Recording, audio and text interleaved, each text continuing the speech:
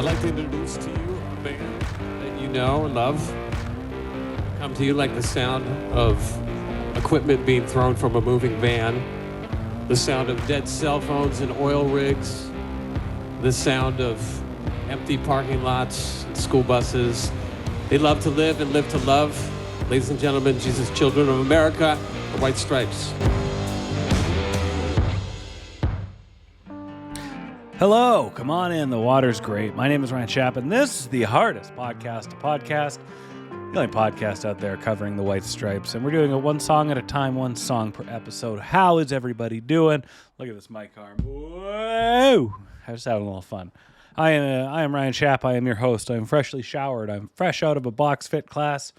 And I'm watching my beloved Seattle Mariners be up 3-1 against Houston, top 9. 1 on, 2 outs. So we'll see how this goes. We'll see how my mood changes. These are big wins within the division. Well, shit, we have a good episode last week. Our dear new friend of the show, Mr. Ben Blackwell, stood up and delivered with an outstanding episode discussing Blue Orchid.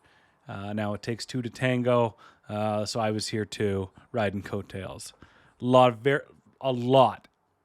of incredibly positive feedback about the episode. Almost no odd ones, no oddballs in the comments on our social media channels. So let's call that one a success. That's without a doubt one of the best interviews I've ever had, and just podcasts I've ever released as a whole. So I hope you dug it. And if you are new here, if you got sucked in to the Ben Blackwell vortex and you felt like seeing what this whole thing is about, let me tell you incredibly quickly, let's say in 20 seconds. So I've taken it upon myself to celebrate and cover the entire White Stripes released catalog. So one song at a time, one song per episode, with the inevitable goal of getting Jack White himself on the show, not once, not twice, but thrice, to discuss 3 mystery songs.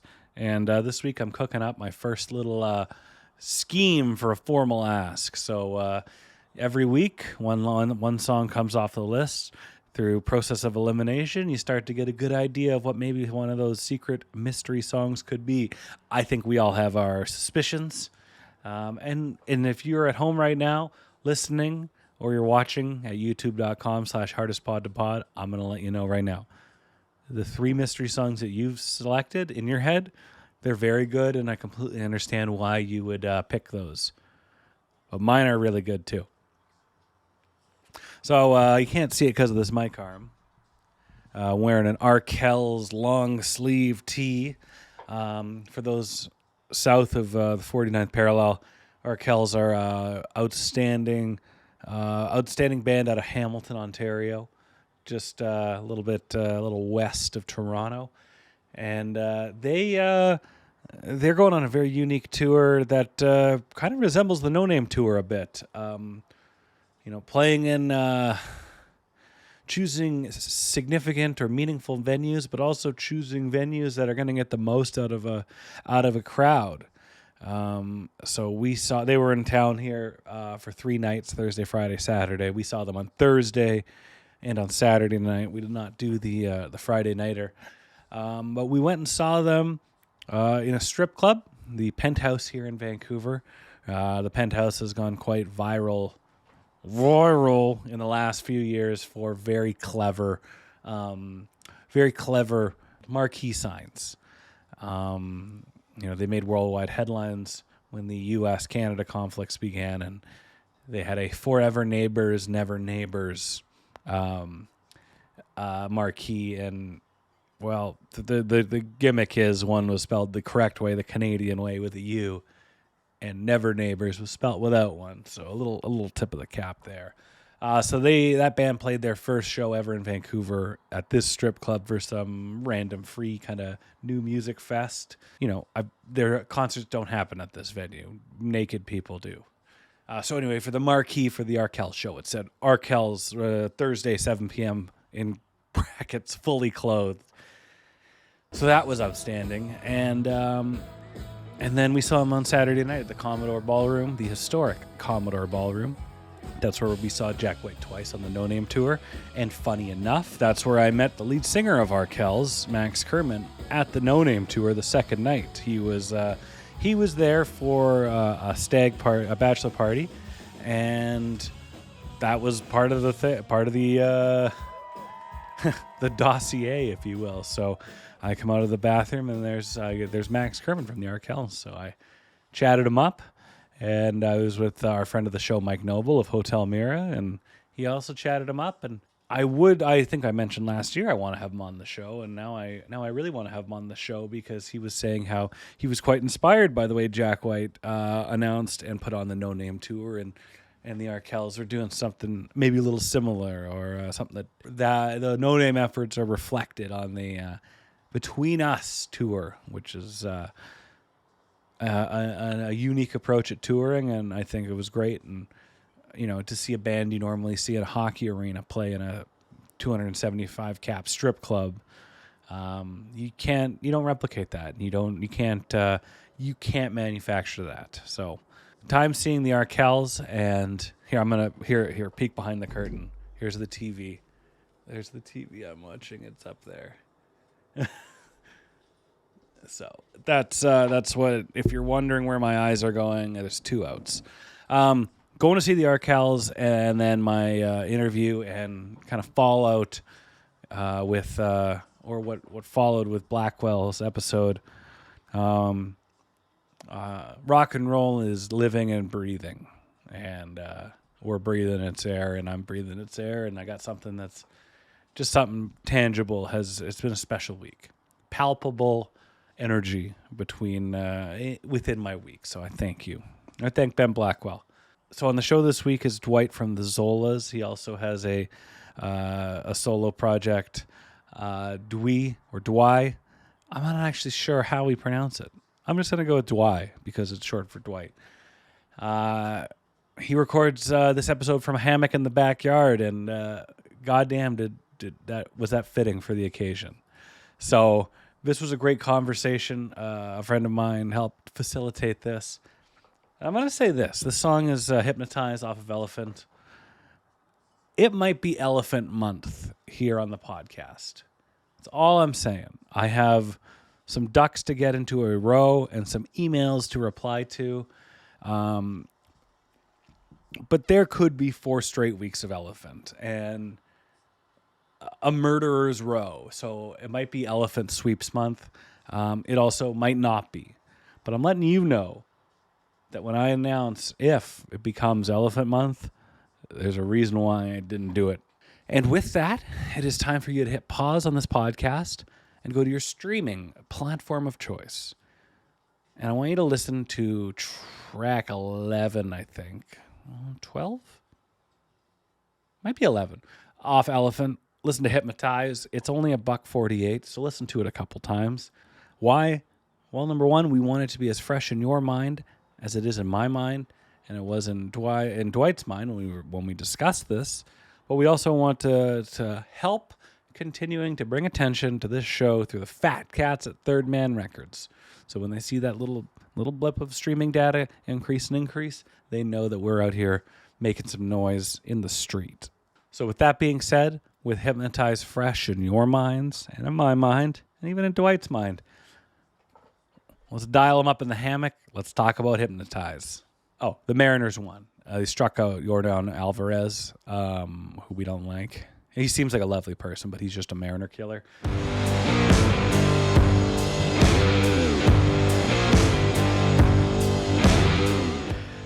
Our guest this week performs in the outstanding band The Zolas, who are touring this year, celebrating the 10th anniversary of their outstanding album, Swooner. And you can also check out his solo project, Dwi, and their new album, Holy Moly. They are Dwight Abell. Dwight, how are you doing today? And I just want to let you know you are the first guest that I've had outdoors, and more specifically in a hammock. Yeah, it's well, I just got back from Hawaii, so this is natural right now, Mm-hmm. So it's yeah, it's good to be back home, and the birds. It's almost as nice as Hawaii right now in a different way, which is Hey, it can't always be Hawaii, but we got a good close second right now. A nice Saturday afternoon in the sun talking about the White Stripes. Hell yeah. First, how does it feel being doing an anniversary tour? Because I don't know about you, but that last decade sort of just kind of, blinked and it was behind us. And now here you are celebrating a very special record. Yeah, it did go by fast. And there's some parts of it that feels like a kind of like a dream. We got to play like a lot of wicked shows, a lot of cool tours, festivals around that time. And yeah, so the whole thing is a blur, but it definitely doesn't feel like 10 years ago. No, it's crazy. Yeah, a lot has happened. Well, I was, when I saw that announcement, I'm like, that album didn't come out. Oh shit, I guess it did. I know. And it's like, yeah, older now, wiser, somewhat more mature. A little more civilized on tour, one might suggest. Oh yeah. A lot of habits kind of kicked. Yeah, I can. Yeah. But that's the way she goes. It's almost like you have to experience just the rawness or the perception of that, not because you want to, just because it's like you're just clubbing so much. Forcefully clubbing. Forcefully clubbing. That's a very eloquent and accurate way of putting it. Yeah. We're talking about the White Stripes. What's your connection to the band? Is there an influence? Is there a significance placed on them in your music catalog? Where do the White Stripes stand? Well, they came into my life in the same way I think they did with so many of their fans, was Seven Nation Army. And I was in high school at the time. And, just starting to play in bands as a bass player. So when you hear that song, and it's going up against like Limp Bizkit and all of those other bands that were popular at the time on the radio, it's like, especially as a bass player, you're like, holy crap, like this is so attainable and it's like, it really showcases the fact that it's about an idea more so than performance. And I think what's so wonderful about the band is, that's kind of seems to be just two players. What makes them so great is that they're not like trying to emulate perfection. Sloppiness is actually like the third member of the band and what really ties it together. Oh, I like that. So it's and as a bass player and like a young kid, it's like that just really sticks with you. And especially with the Strokes too, it was like hearing that like at the same time as the Strokes, like the Strokes were kind of very 60s influence, like the White Stripes, and had had huge records going through kind of old school gear, but like the Strokes were, it seemed like they were so like so like meticulous and like very like fast and proficient, whereas White Stripes is like the same aesthetic, but like that loose, groovy, more like the Stooges, kind of like. Oh, and just the influence from the Stooges is abundant in Jack and in this band, but this song I really too, like that we're gonna get into. Like right when I heard it, I'm like, holy shit! It sounds like Kurt Cobain would have been influenced by this song. Yeah, but because it's like the gear, it sounds older. It's like it's trippy that, you know what I mean? It like kind of decade shifting between bands that shouldn't sound, It sounds like it sounds like a very specific decade. It feels like it just for a song that was captured in a very kind of old timey-ish studio, it comes out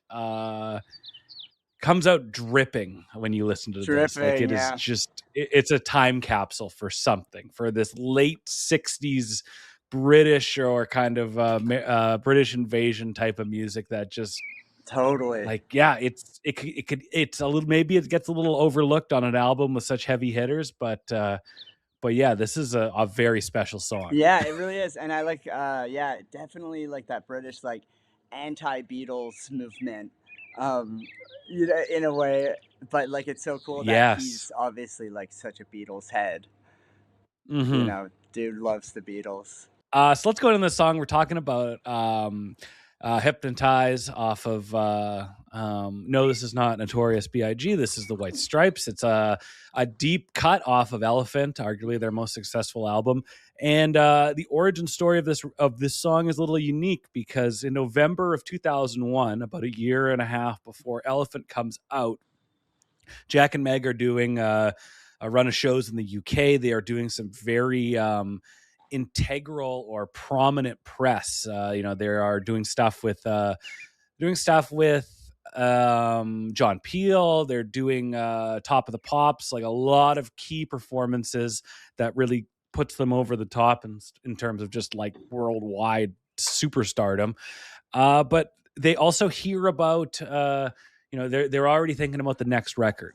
And they have an opportunity to check out a studio called Toe Rag Studios. It's in Hackney in the UK, and it's kind of billed as this this kind of retro music plant. And ever since the album came out, people have believed the urban legend that there's no modern piece of technology in here. It is a time capsule of 1963.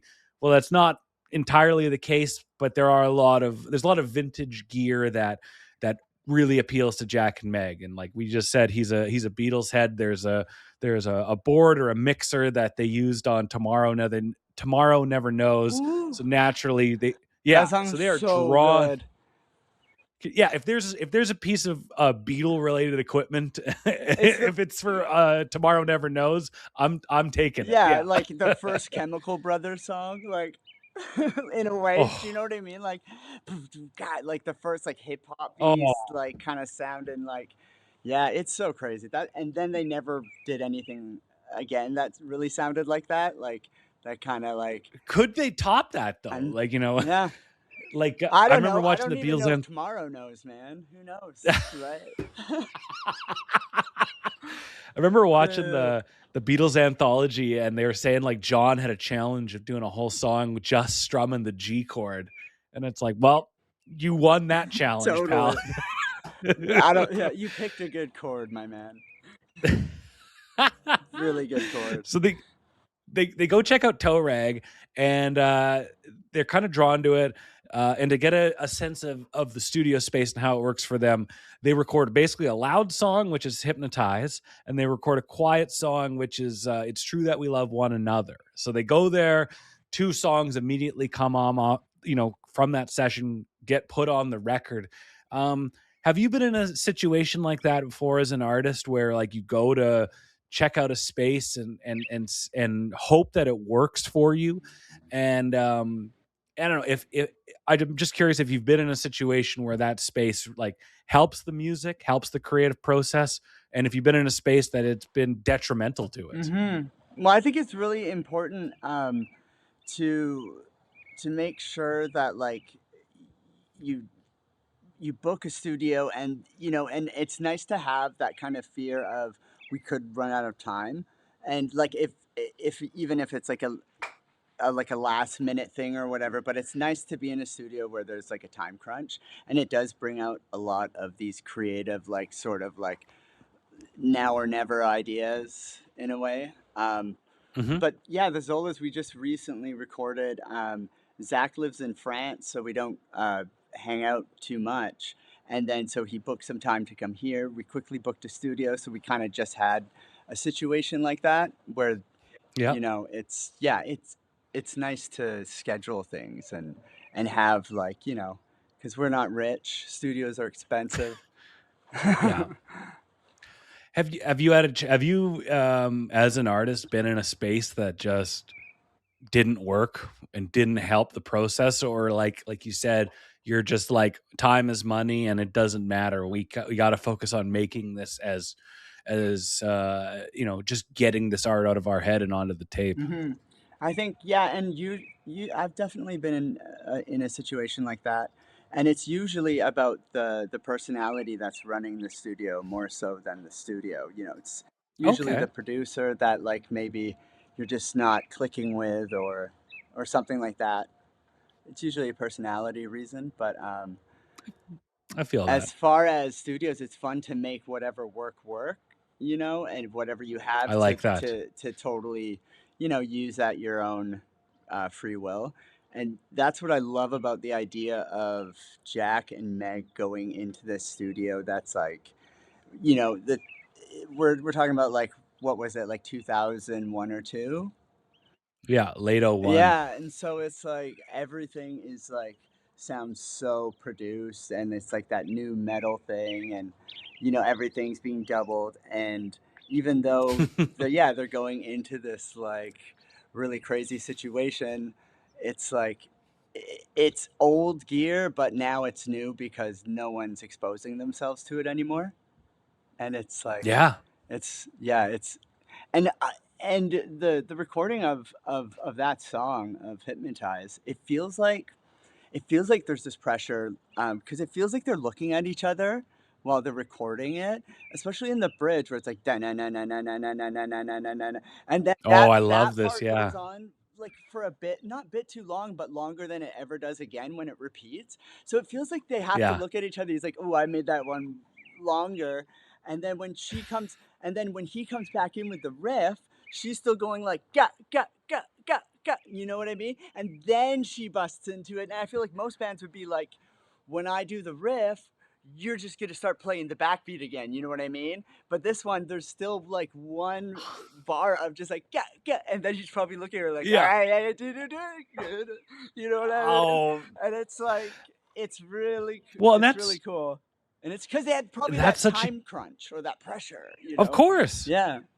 Well, and so much about what makes the White Stripes kind of special is like how they communicate on stage, and like Jack, they don't have a set list, so Jack's pulling stuff out of thin air, and Meg, you know, what make the more I dive into it of like what makes her such a special and talented player is like she's following the back of somebody of Jack's neck and hoping that she can figure out what he's gonna do next, Yeah. and like She brings the they're clear. tension. She brings this tension, and that's not a nice way Yeah. of saying you suck.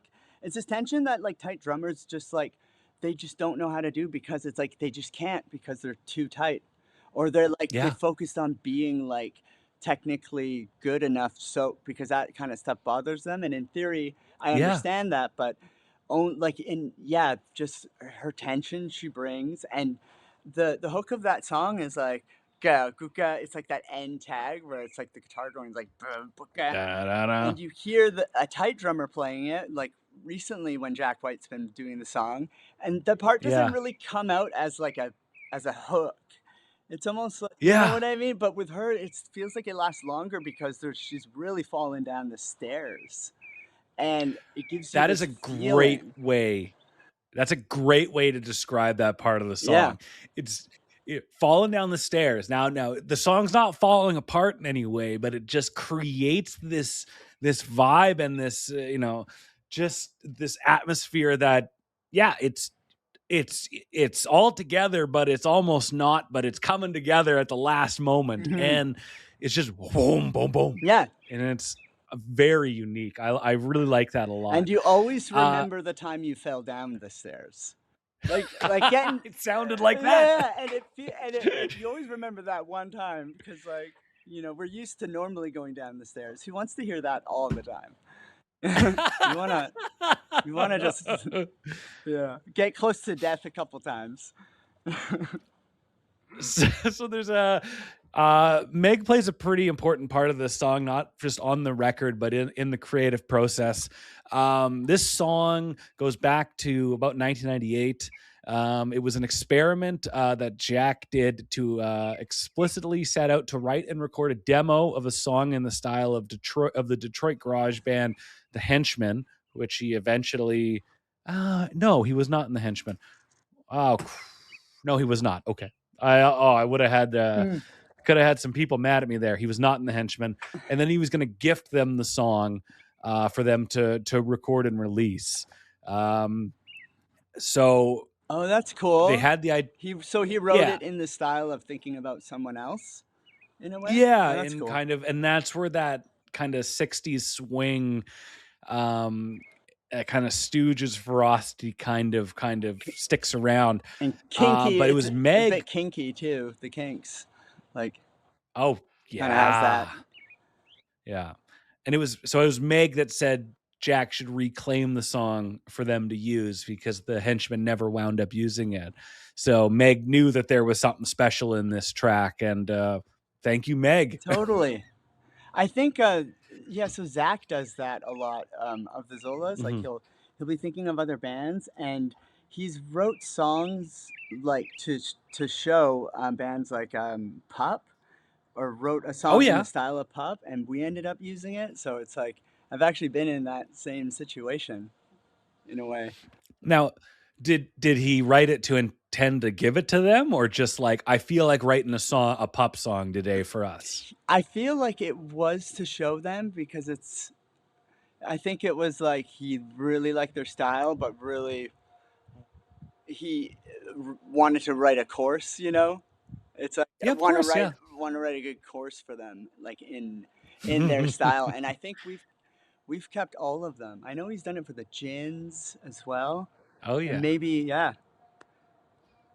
it's been a couple times.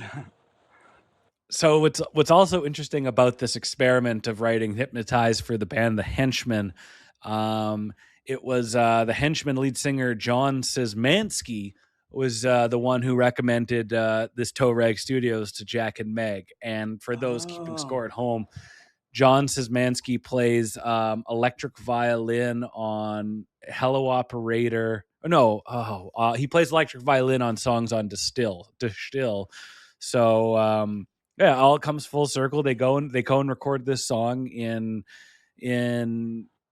before the chunk of Elephant. This is the song. This is their louder song that they realize that they can get this done based on the environment they are in. Dwight, listen to this song. Like, what stands out listening to this song? You already hit on a great point of like that kind of falling down the stairs, hook or oomph to this song. But what else stands out to you when listening to it? He kind of like lyrically, it kind of sounds like this person's actually never seen the girl that they're so obsessed with. Like, it's almost like it's a bit stalkery. It's like they've actually never talked, like, 'cause every time you call them, it's just like the dial tone. So it's a bit like, could be a bit like Scream, maybe it's a bit of a slasher situation, but it's also, but yeah, just like the rawness of it. And like, obviously there's not that many elements, like instrument wise, which makes, for a great listen on your iPhone, like just on your phone. Cause I was like, I need to listen to this song a bunch and just like really get it into my brain. And I've been listening to it just on my iPhone, and it's like funny because it's like, I hear everything. If you were to, you can't do that with like EDM or like lots of hip hop, because you can't really hear all those but this one was for sure. Like, it was a really nice listen to. It's almost made sense, it all coming out of like just the same place. Yeah, you can listen to it on a handheld transistor radio. Just you're not missing much. There's only, there's two instruments and a set of vocals. Mm-hmm. When I started listening, I don't know, I had never really digested this song before. Like, I've always known about it. It came out when I was a kid, and I just made some assumptions of what it was. And I started listening to it, and when the song starts, my brain turns on to, this is a 4-chord kind of punk fast song, and it's simple. Mm-hmm. And I'm like, okay, it's a simple song. And as soon as Jack starts singing, the riff changes. Like, there are a couple, that intro riff does not carry on through the whole song. Like, I'm thinking Ramones or something, but like, the structure changes throughout, and so does the vocal line. And like, there's not being a minute 48 is one thing, but there isn't time for me to get bored with Totally. this, because it goes, the riff happens, and then you have the fall down the stairs. You've got him singing in a higher octave over here, and then as soon as think that you've got the song pegged, that bridge happens. That the guitar sound to me sounds like a dial tone or a busy tone. Yeah, which is that's a really good point. It really does.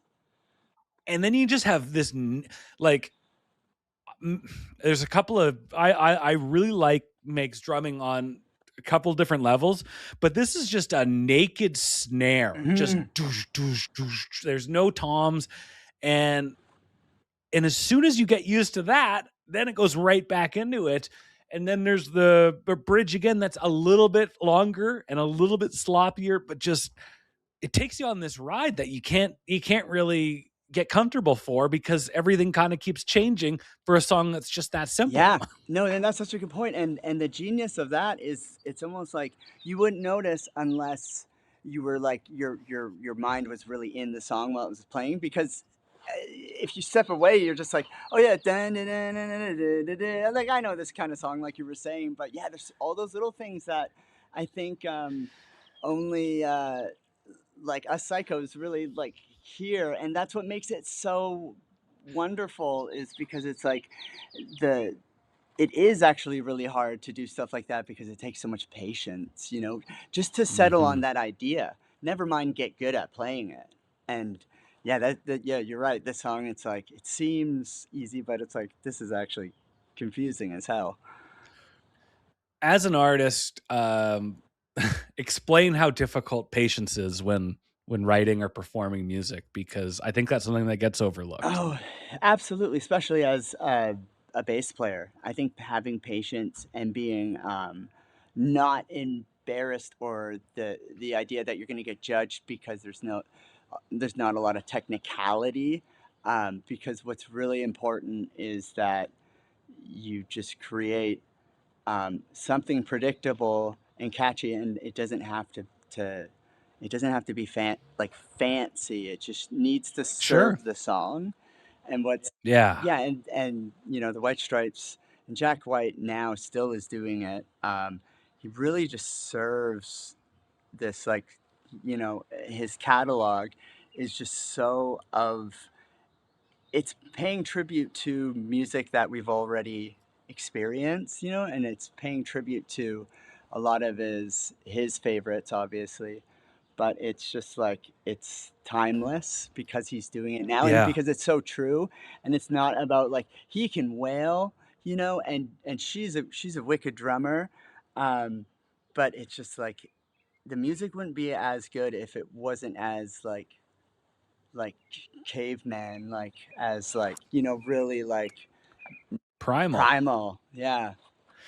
Well, Jack regularly, in interviews in the past when the band was still active, like, he always would compliment Meg for saying she doesn't have that kind of male ego where it's like, how can I make this better? How can I make myself look better through this? What kind of fills can I add?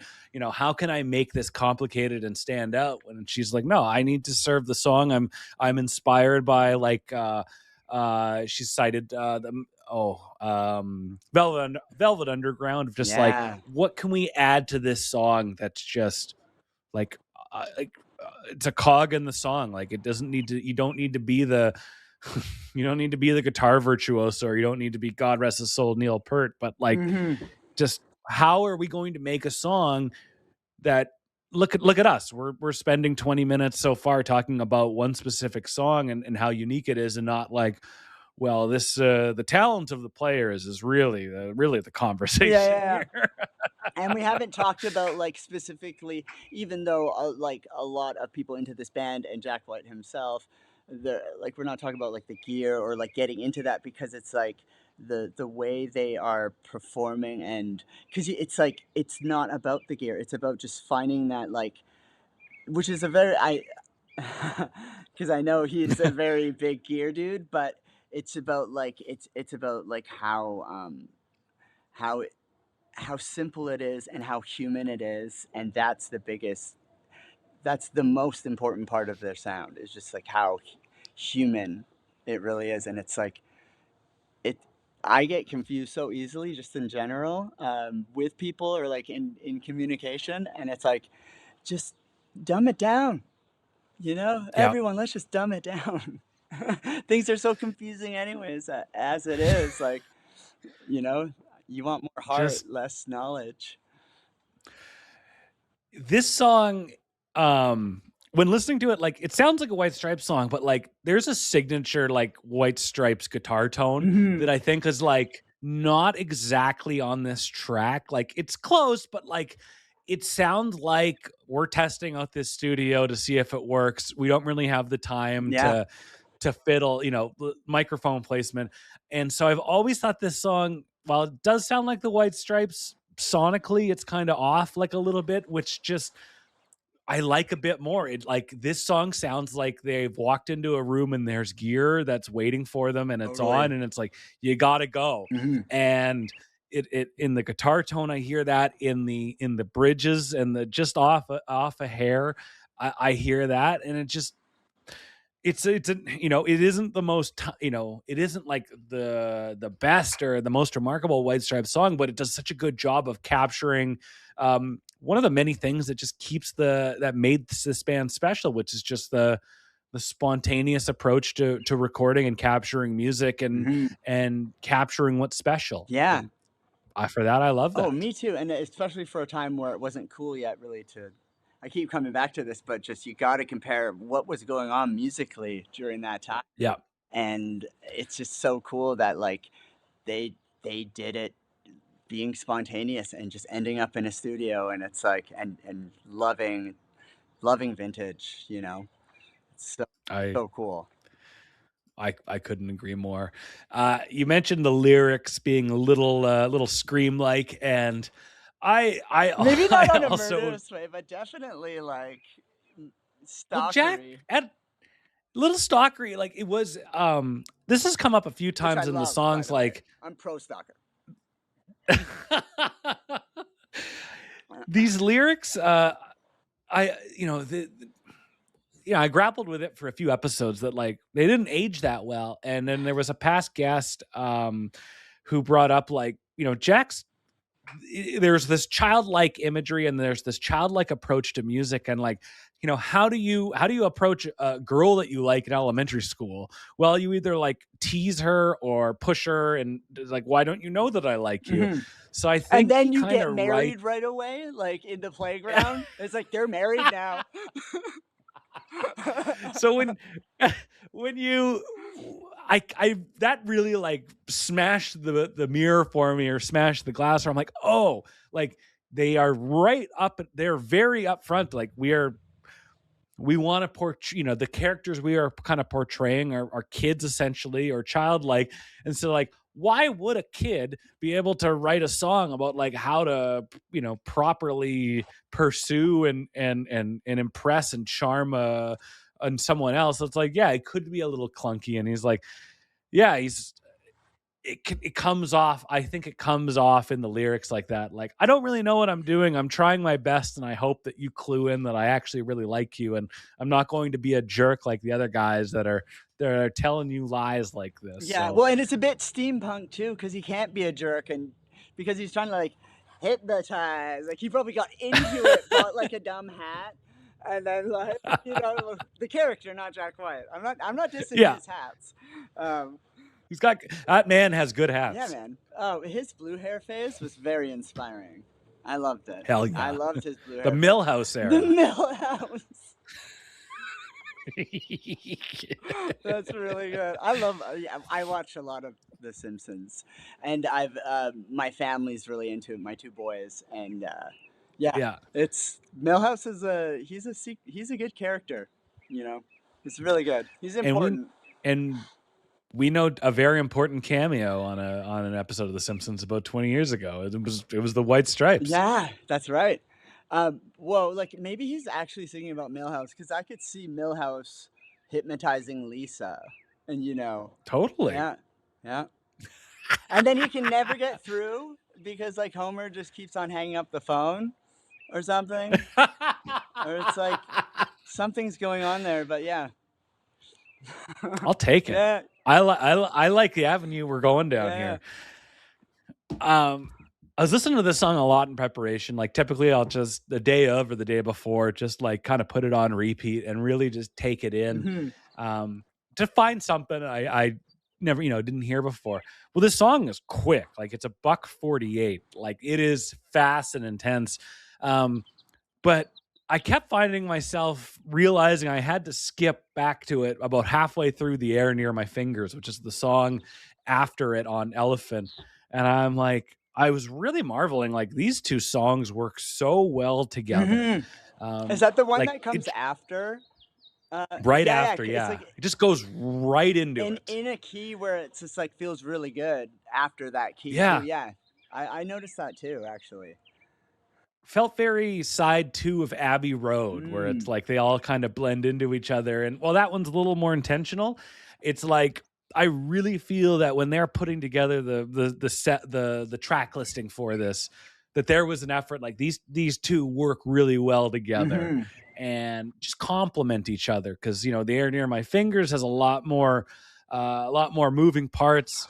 Hypnotize is just fast and hard and to the point, and together you kind of get a better petri dish of what the White Stripes are. But to me, this song is about 5 minutes, much like Hello Operator and You're Pretty Good Looking for a Girl. They kind of want to listen to them together every time. Yeah, and I think that showcases like a lot of patience.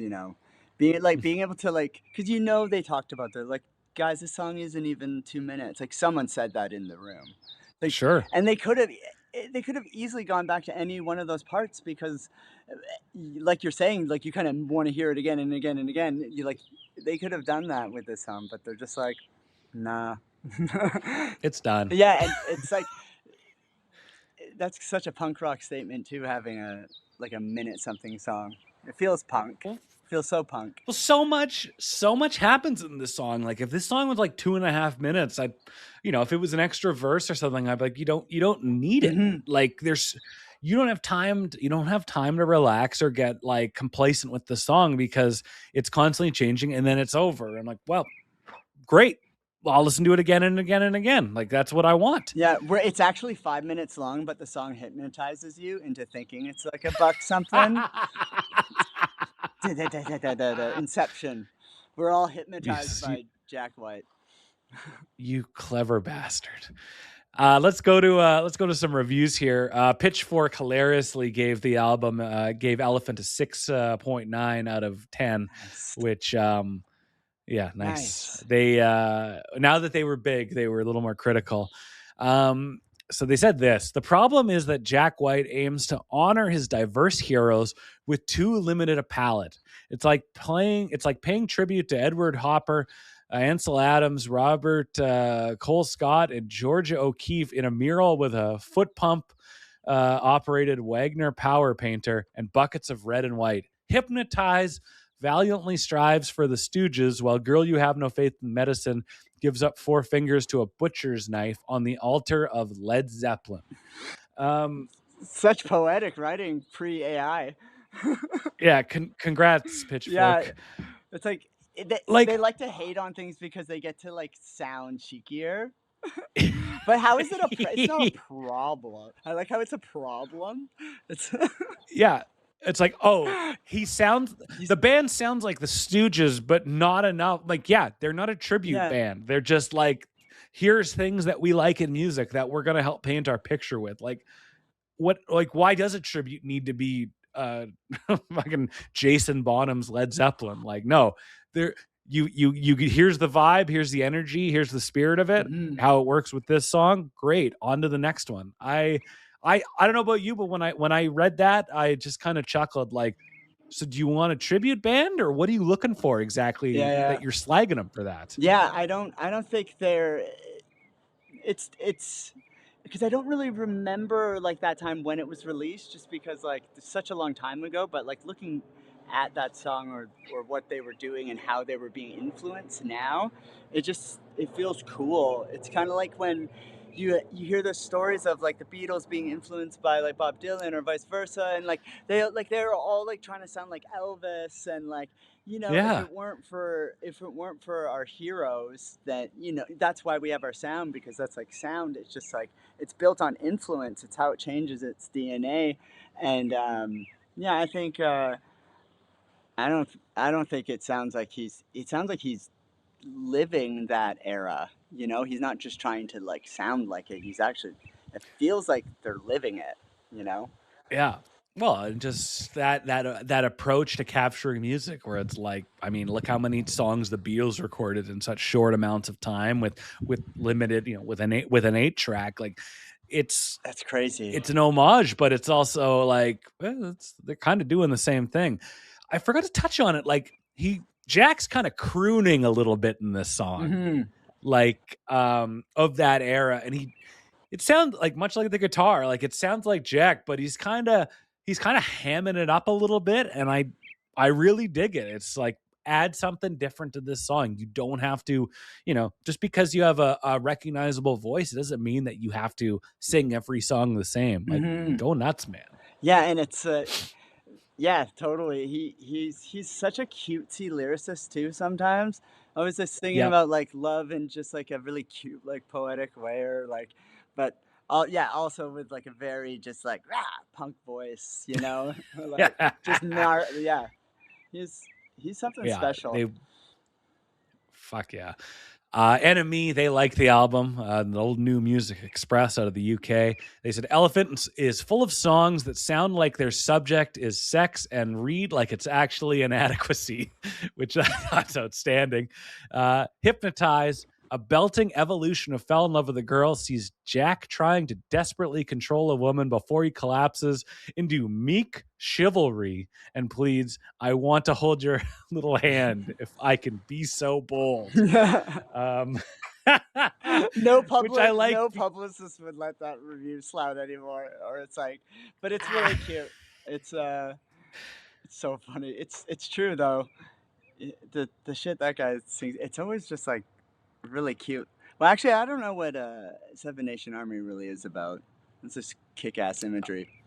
But sorry, we can go back. We can go back. That was it. Well, what I like is, like, he brings up a good point. Like, when we're talking about, like, on the playground at school, where you're like trying to act like grown-ups, and it's like, oh, so you hold a girl's hand at recess, you hold a kid's hand, you're like, we held hands, we're pretty much married now, we're having the ceremony Totally. at the jungle gym. Yeah. And like, yeah, if I can be so bold, I just really want to hold your hand here. Like, it is cute and good for him. Mm-hmm. It also kind of feels like that's what made me feel like he was almost just talking to himself, and he hasn't introduced himself to this person. It's like kind of like all in his head, because he's like, to be so bold, or like, if I could, I know that's something we say to other people, but it feels like he's saying it to himself. Like, if I could be so bold. He's come up with this plan in his head, and he thinks it's bold. He has no idea how they would react, or how the person, what they would want. So it's like, oh, this is a pretty bold plan I've cooked up here. Totally. Interacting with a girl. Dun, dun, dun. Bold. It's live performance history. It has not been played a lot. This song it was written in 98. It was recorded in November of 2001 for this studio test, and they played it for the first time on January 17th, 2002. So about a month and a half later, at the Dogs Bollocks Irish Bar in Auckland, New Zealand. They performed it, and they last, as a band, performed it September 25th in La Jolla, California. So they only played it 11 times, all on the Elephant tour. It's a good song. It's a unique song, but I think that there's this is a live artist. You've only got so much time in a set, and some songs are kind of similar to play, or you kind of come off similar, so you just, like, you pick and choose.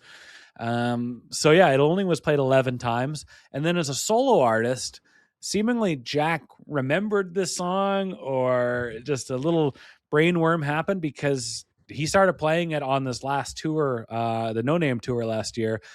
First played it in the Netherlands in February, and he last played it in Sacramento in May. So he's played it 9 times. He played it 9 times on his last tour, and it's neat. Comeback. It's neat that he's playing. Making a comeback. Yeah, but like you said, like I didn't realize he was playing it on the No Name tour, and it's cool, but yeah, it's not as good as it's not as good as it's just the two of them. It's not as good. It's not as good because it doesn't feel like there's that tag anymore, because the dun dun dun, you know what I mean? Because they're playing it so fucking well, but it's just when you know that the other version exists, where it's like go more so than like tight. It's just like, yeah, there's something about the way Meg plays it that really, for me anyways. No, you bring up a great point, and when I heard it, I don't want this to sound like a knock at all, because it sounds like they are covering a White Stripes song. Totally. No, and that's not a knock. And there's a lot of White Stripes songs that current band plays that has evolved to be a full band performance, and I really like. But for this one, it felt like we're going to cover a White Stripes song, and it reminded me, it's watching that clip in preparation, it reminded me of seeing Paul McCartney in concert, and like the Wings songs felt like I'm seeing the real deal. And then there was some Beatles songs that really have some John harmonies that I'm like, I'm seeing a cover. Yeah. And just, I think that the White Stripes, there's a lot of their songs that's just like, are just so encapsulated, just that are a product of the energy of the two of them, and the chemistry, and the vibe, chemistry of them, and the communication they have on stage too. Like, it's so visceral, and it's like, nowadays he's in a conversation on the stage with just different people, and it sounds like that, and it's tight as fuck. It sounds really cool. Yep. But it's just like, there's something about seeing him and Meg, back in the day, where were they brothers? Were they married? Or, sorry, were they siblings, or were they married? Yeah. Was she actually a man, and they were brothers, and they were married? Siblings. Damn, that's a hell of a. They got a hell of a hell of a scam here. Yeah, and then it's like, whoa, their name means cocaine. So I don't know, and just how close he got to her, and like just the stage. It's just different. So iconic, and yeah. And it feels like things are gonna fall apart. It's why I don't really like wearing powered packs for my bass to be like patchless, because it feels like when getting tangled up, and like especially when you get tangled up with someone else, or like just having a restriction. There's some fear in that, and they just feel like they're just always gonna fall apart when they're together. I love that you bring that up, because, on purpose, Jack made the White Stripes stage a little bit difficult to kind of, so he had to work the whole time. And he says it in the It Might Get Loud documentary. It's like, I don't keep my picks on my mic stand. I got to go over, if I drop a pick, I got to go over to my amp and get it. And I put my amp 3, 4, 5 feet further away, so it's a challenge, and the keyboard is just a little bit far away, and I got it so that it's easy for me to reach, so I can walk right up to it, but then I also can't see Meg, so I have to have like basically a rear view mirror here. He did all those things to just make performing feel that much more dangerous and feel that much more alive. And here you are saying the same thing. Like, it's a stress thing. Let's be real up there. Some of us work well under stress, and it's like, even with like this thing, it's like it's not because I'm a rude person, but I usually I didn't really start getting into like learning about this song specifically until like 30 minutes before this conversation, because it's like my brain then it becomes like, yo, what's up?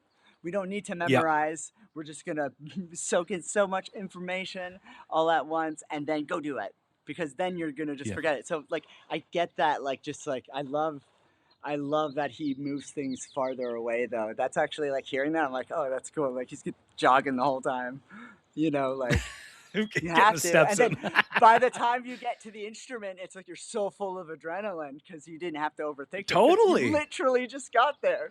Like, caller on the telephone. Oh, got my pick. What did I do wrong? It's like, Jesus Christ, that song was a And journey. then just like, fucking idiot. Fucking idiot. Yeah. Because she doesn't know where he's going next. So she's like, for the love of God, man. Love it. I love Fuck her. it, I love that. Yeah. Wrapping up, I like to ask, actually, first thing, I'm going to say two things. Your,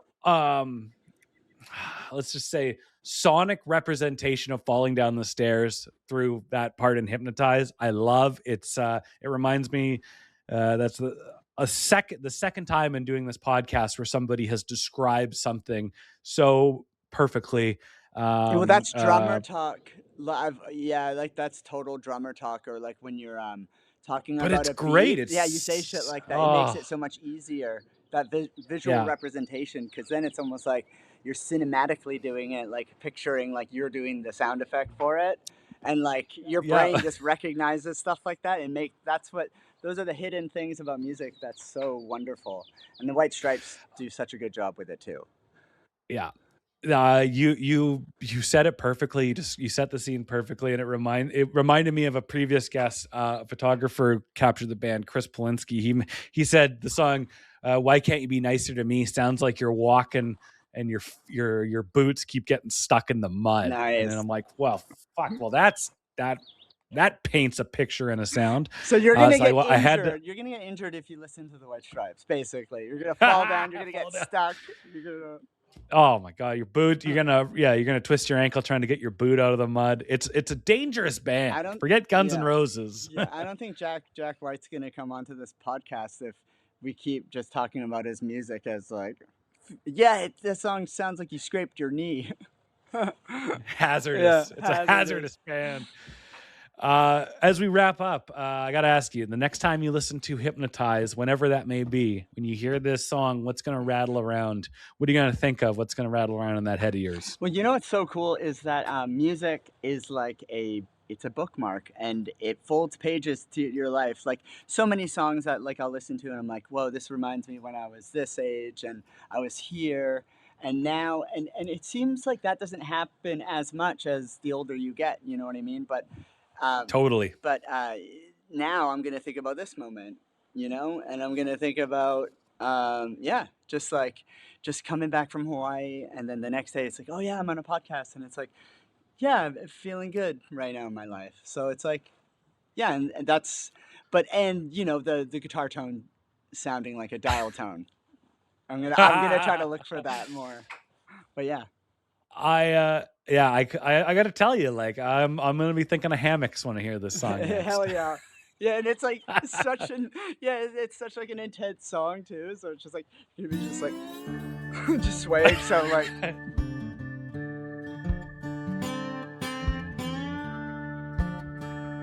Okay, that was Dwight. This is Ryan. I'm Ryan. That was Ryan and Dwight and the birds. I hope the birds weren't too distracting, but recording that on a sunny Saturday afternoon in springtime, I really liked it, and I really liked what Dwight had to say, what he contributed to the show. So we'll be back next week, potentially with another song from Elephant. What could it be, Ryan? What could it be? Well, why don't you tell me?